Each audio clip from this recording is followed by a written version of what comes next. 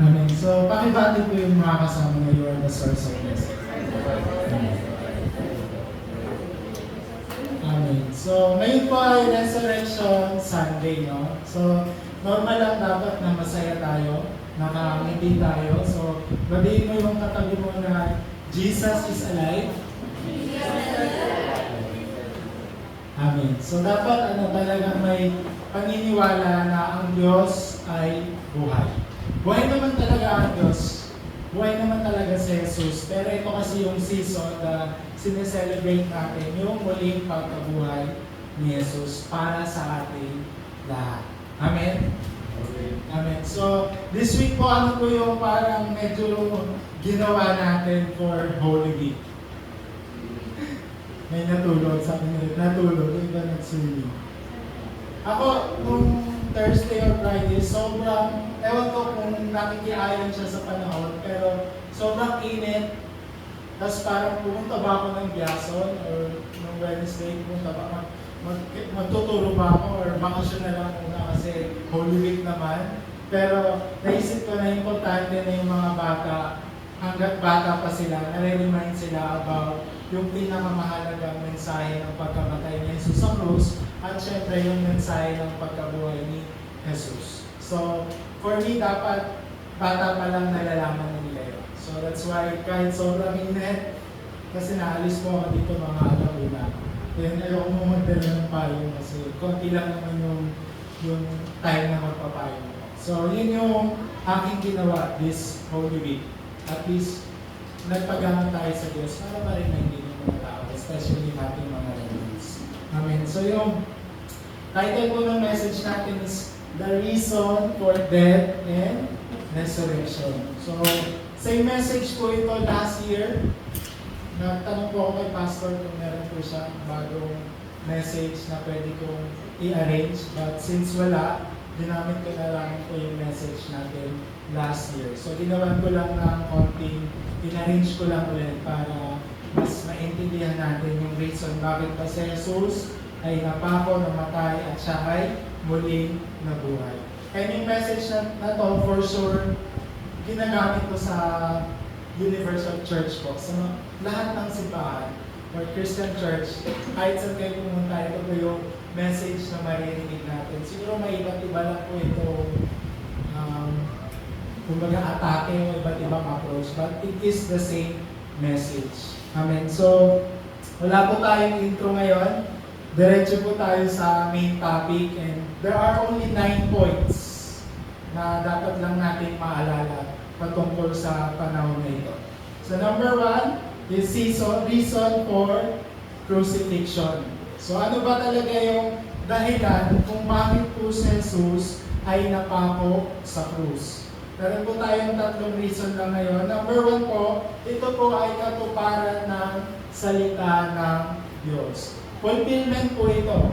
So bago pa po ipanganak sa Jesus, kung babasahin po natin yung Matthew, sa Isaiah pa lang, nakita na mangyayari yung ganitong situation. Ano pong sabi sa Isaiah 53, 4 hanggang 5?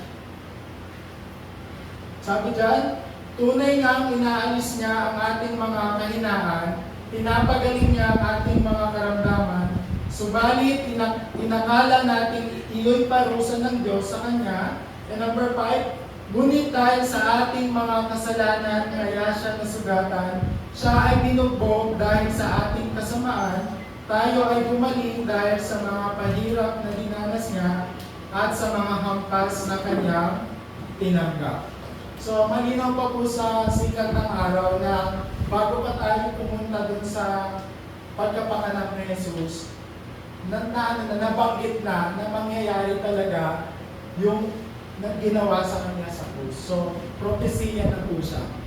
Propesiya na. Ano ba? Dahil ito po yung importanteng event na dapat mangyari sa buhay po natin lahat. Ewan ko kung ano yung most important event ng buhay niyo, but I hope ito talaga yung importanteng event na dapat natin naaalala. According po sa salita ng Diyos, na si Jesus talaga ay papahirapan. Yun po yung number 1 reason bakit nangyari sa kanya. No? Ano pa? 1 Corinthians 15:3 hanggang 4.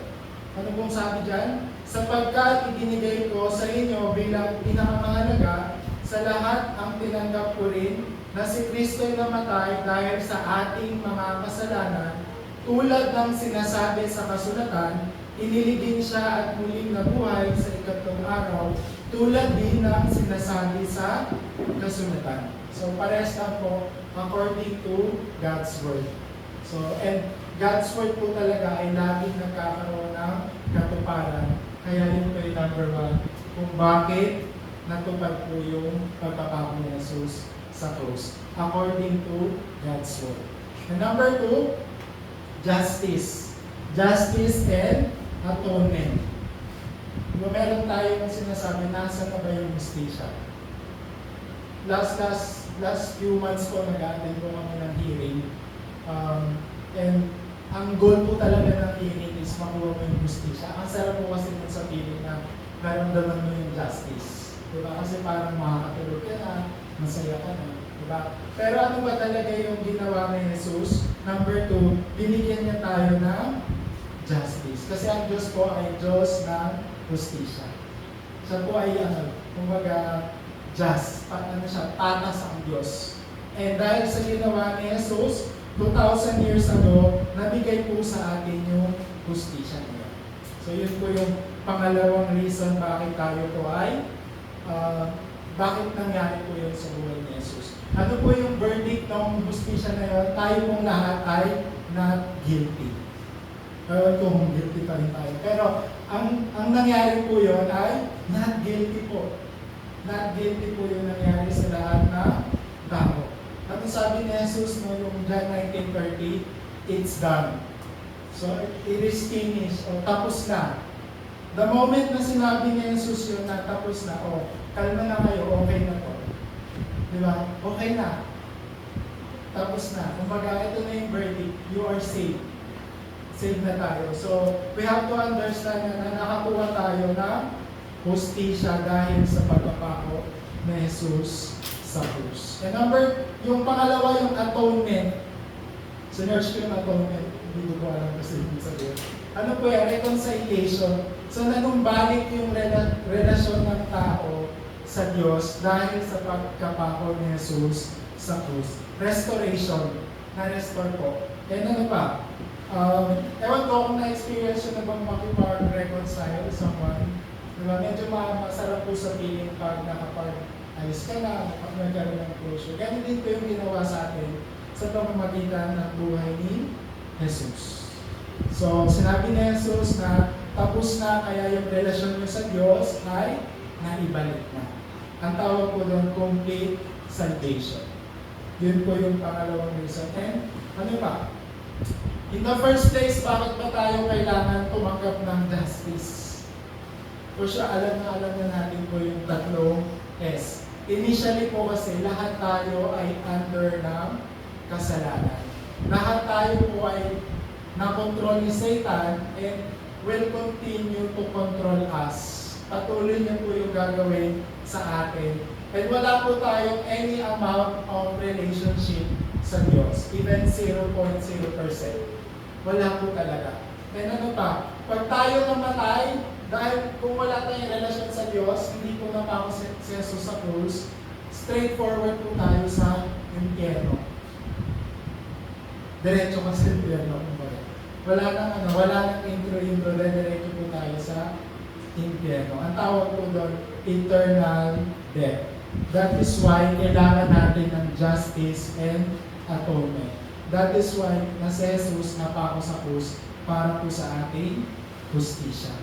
Ano po yung sinasabi sa salita ng Diyos sa Rome 3, verse 10? Ayon sa nasusulat, walang matuwid, wala kahit isa. Tapos yung Rome 3:23, sapagkat ang lahat ay nagkasala at walang sinumang makakaabot sa kalwalhatian ng Diyos. And yung last, sapagkat kamatayan ang kabayaran ng kasalanan, ngunit ang walang bayad na kaloob ng Diyos ay buhay na walang hanggan sa pamamagitan ni Kristo Jesus na ating Panginoon. So, diretso po talaga tayo sa eternal death. Pero nabigay na po sa atin yung justice. Yung pinaka-desisyon. Kumbaga, ito na yung desisyon ng korte. Tapos na. So, panalo na po tayo. And number 3, confirm po na binigyan niya po tayo ng highest peak of God's love.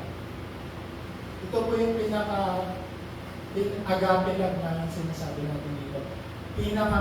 Magandang klase ng pag-ibig na nangyari in the history. Namatay si Jesus sa krus para ibigay sa atin yung ganitong klase ng pag-ibig.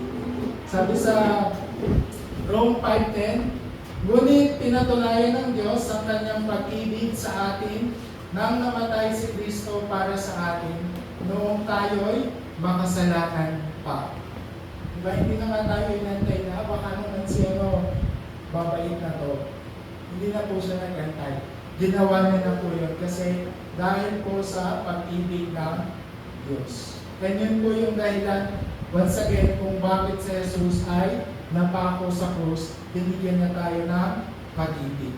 Rome 8:39, ang kataasan o ang kalaliman o alinmang nilalang ay hindi makapaghihiwalay sa atin sa pag-ibig ng Diyos na ipinagkaloob sa atin sa pamamagitan ni Kristo Jesus na ating Panginoon. So, very precise po, very clear po na ibinigay sa atin ng pag-ibig na wala pong makaka-overcome kahit pinaka-malalang problema, wala pong makakatalo sa pag-ibig na yun.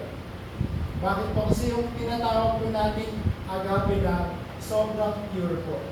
Sobrang sincere, unconditional, never change. Hindi po yun nagbabago. And complete. Complete na pag-ibig. And no one can separate us dahil dun sa pag-ibig na yon na naipakita sa krus. Ano ba yung feeling natin pag minsan nakakakita tayo ng cross? Diba? Naalala natin yung pag-ibig ng Diyos sa atin na ginawa ni Jesus. Ang tawag po natin doon is yung totoong salvation po. Ito po yung tinatawag natin na greatest love of all. Hindi ka na dapat malito. Huwag po tayong malito. Ano ba yung pinakadakilang pag-ibig? Hindi po yung nangyayari sa partner natin, saan pa? Sa family natin, sa kaibigan natin.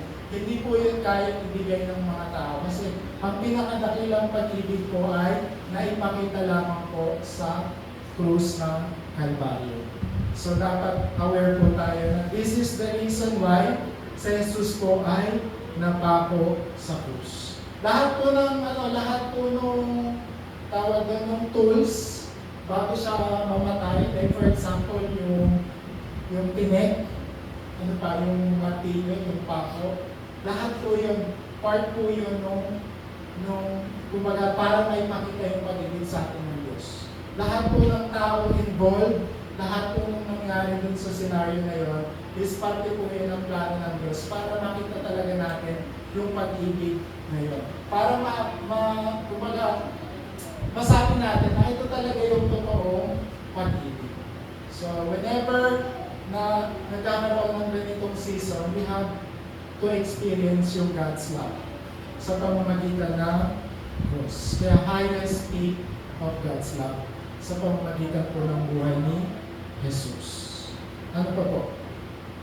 Number 2, reason for resurrection. So kanina we talk about crucifixion. Ito naman yung dahilan bakit si Jesus ay muling nabuhay.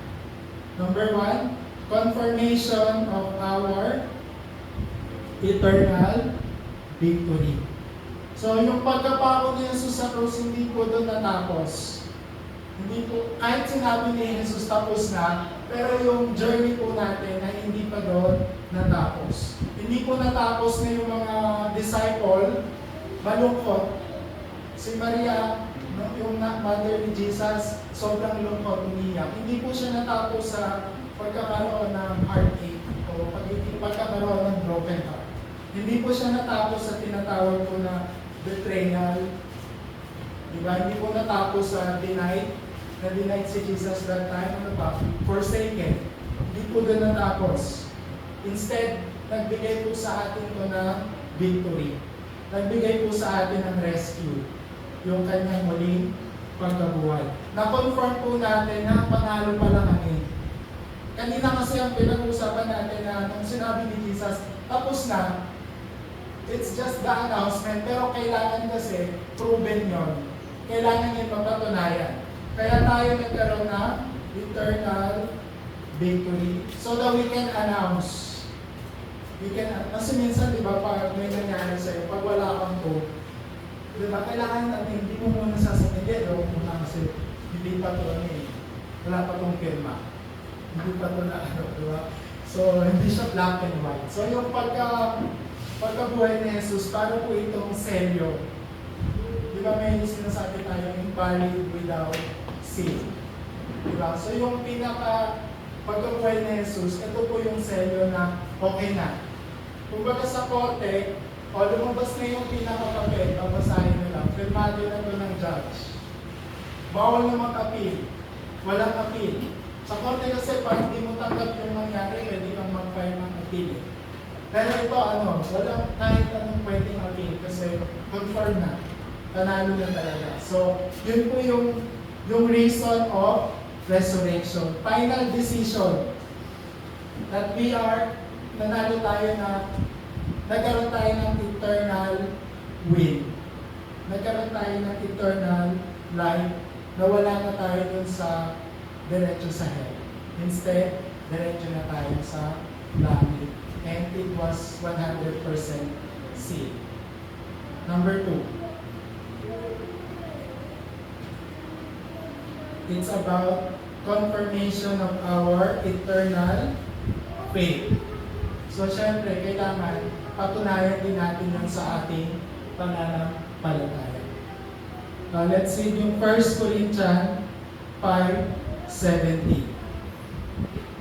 At kung hindi muling binuhay si Kristo, kayo'y nanatili pa sa inyong mga kasalanan at walang katuturan ang inyong pananampalataya. So, walang silbi. Hindi mo pwedeng sabihin na, ay, si Jesus, siya ang tunay na Diyos. Hindi siya natapos kung napako siya sa krus na matay. Na-confirm din na si Jesus ay tunay na Diyos kasi muli siyang nabuhay. At ayun po yung ating foundation kung bakit po tayo tinatawag na Christian. Bakit po tayo nananampalataya sa pangalan ni Jesus? Kasi pinatunayan niya yun after 3 days. Anong klaseng pananampalataya yung sinasabi ko? Na si Jesus, anak ng Diyos, muling nabuhay para sa ating kaligtasan. Siya yung promise, Messiah, and ano pa? Si Jesus ang Kristo. Jesus is the Christ. Ayun po yung reason bakit po siya muling nabuhay for our eternal faith. Yung faith na to, eternal to. Hanggang mawala na tayo dito sa mundo. Number 3, our eternal restoration. So, anong klaseng restoration yung na-receive natin? Na-restore po yung ating identity from child of wrath or child of devil going to child of God. From 6 states of non-believer to 7 blessing of child of God. From suffering to sacrifice to salvation. Sa paghirap ni Jesus, sa sakripisyo ni Jesus, papunta sa ating kaligtasan. From ending, natapusan na natin from hell into beginning of heaven. Ano pa? Yung thorns, yung cross, yung kanyang libingan, is parte talaga yon ng plano ni Jesus. Lahat yon. Ano ba? Nagkaroon din po ng joy, victory, and yung death, nagkaroon ng life. So yun po yung tinatawag natin restoration o yung eternal restoration. Ephesians 2, basahin ko na lang yung 4. Subalit, napakasagana ng habag ng Diyos at napakadakila ng pag-ibig niya sa atin. Tayo'y binuhay niyang kasama ni Kristo noong tayo'y mga patay pa dahil sa ating pagsuway. Naligtas nga kayo dahil sa kanyang kagandahang loob. So we have to remember po na yung resurrection is not just the event. Hindi lang siya basta event. It's a reminder na ang Diyos po, yung specialty ng Diyos, kaya niyang i-restore yung mga impossible into possible. Yung absolute impossible, so wala pong nakagawa mo, going to absolute possible. And kaya rin pong gawin yun sa ating buhay ng Diyos. Yung nangyari na yan. Amen. So, for our conclusion, mission of crucifixion and resurrection. Siyempre, hindi rin doon natapos sa tawag dito, sa resurrection. Merong future work. May gagawin ka pa rin. Kasi mag-stay ka pa dito sa earth. May kailangan ka pa rin gawin. Jesus gave orders for future work. Anong sabi po sa Matthew 28, 18 to 20? Wala dyan.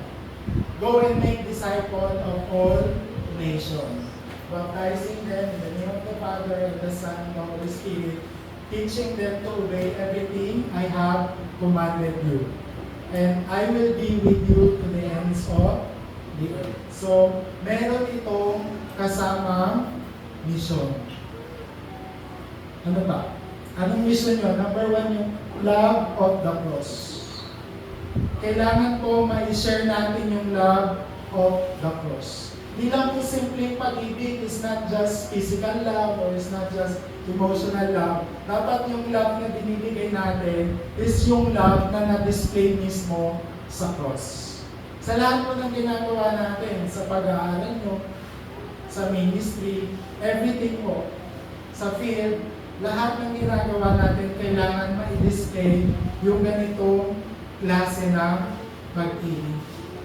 Ano pa po? Luke 10:27.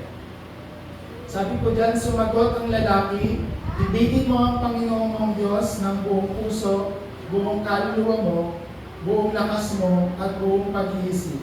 At ibigin mo ang iyong kapwa, gaya ng iyong pag-ibig sa iyong sarili. So, when Jesus said, go and make disciple, hindi ka lang po maging disciple ka. Kailangan, hahaluan mo yun ng pag-ibig. Diba? Hahaluan mo yun ng love and action dun sa taong sa tingin mo ay isang disciple. Number 2 is only faith. So, only love of the cross, then only faith. Saan po? Pananampalataya sa triune God o tatlong persona ng Diyos. Ano po yun? God the Father, God the Son, and God the Holy Spirit. Yun naman yung overall nating pananampalataya. Sa Diyos Ama, sa Diyos Anak, at sa Diyos Espiritu. We have to fight with this kind of faith.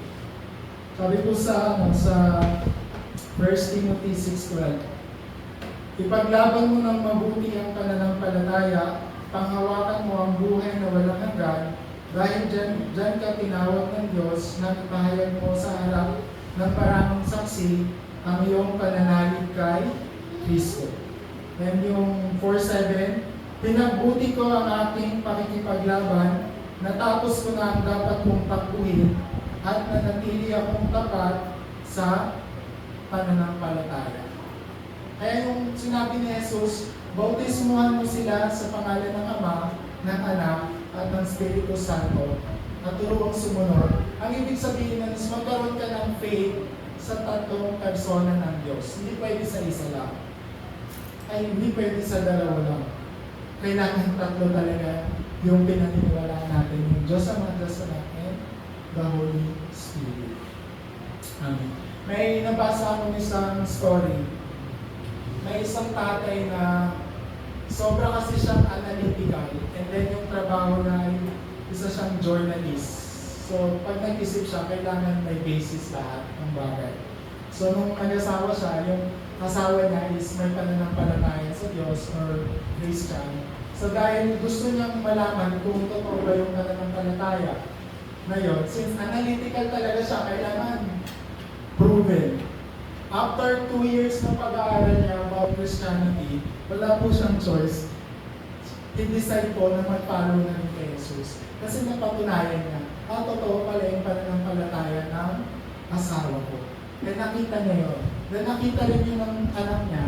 Kaya sabi ng anak niya, Mami, sana mangyari din sa akin yung nangyari kay Daddy. Na nagkaroon din po ako na 100% faith kay Jesus. And eventually, lahat sila ay naging Kristiyano. So, nagkaroon ng ebidensya. Diba? So, kagaya po nung nangyari na ebidensya nung pinako si Jesus sa krus. Ano pong nangyari doon kung maalala nyo? Diba? Dininay siya, yung mga disciple niya nagtago, natakot. Diba? Parang kasama mo po si Jesus. Ay, hindi po. Hindi ko po kilala yan. Diba? So, ganun din po sa atin.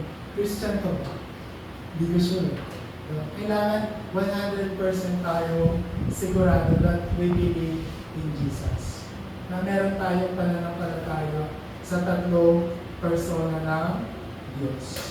Kaya ano nangyari nung nakita ni Peter o ng mga disciple na muling nabuhay si Jesus, nawala lahat ng disbelief nila, nawala yung konsepto na, ay, hindi ko ito kilala eh. Na-restore agad yon in just 3 days. Biglang nagkaroon sila ng restoration sa muling pagkabuhay ni Jesus. Although siguro nakakasad lang yon kasi parang, ano nangyari? Pero ganun kasi, God can restore us pwedeng 1 day, pwedeng 3 days, or pwedeng matagal. Pero ang mahalaga, na-restore tayo ng Diyos. Ano pa po? Last na po, yung only guidance of the Holy Spirit. Ano pong ibig sabihin nito? Anong sabi dun sa Matthew 28 pa rin? I will be with you to the ends of the earth. Hindi naman physical na sumama si Jesus sa kanila. Ang ibig sabihin lang nun is yung Holy Spirit ay makakasama nyo hanggang sa katapusan ng daigdig. So, yun po. Ano pong sabi sa John 14:26 hanggang 27? Ngunit ang patnubay, ang Espiritu Santo na nagsugo ng Ama sa pangalan ko, ay siyang matuturo sa inyo ng lahat ng bagay at magpapaalala ng lahat ng sinasabi ko sa inyo. So ano yung, paano mo malalaman kung will of God? Paano mo malalaman kung hindi to will of God? Sa pamamagitan ng help of the Holy Spirit. So, mag-pray tayo palagi na, Lord, sana bigyan mo ako ng discernment. Kasi hindi ko siya magaling mag-discern. You really need to pray. Dapat lahat ng decision in all aspect ng buhay mo, kailangan may leading of the Holy Spirit. And minsan dapat meron tayo, hindi lang basta pakiramdam, ay Holy Spirit na ito, bigawin ko siya. Hindi gano'n. Di ba? You have to understand talaga yung working of the Holy Spirit, yung guidance of the Holy Spirit. So you can say, okay, I made the right decision. Kung pabor man yung result sa'yo o hindi pabor yung result sa'yo, hindi ka man disappoint. Masaya ka pa rin. Kasi you know that there is a guidance of the Holy Spirit. So yun lamang po at maraming salamat. Let's all stand po and let's pray.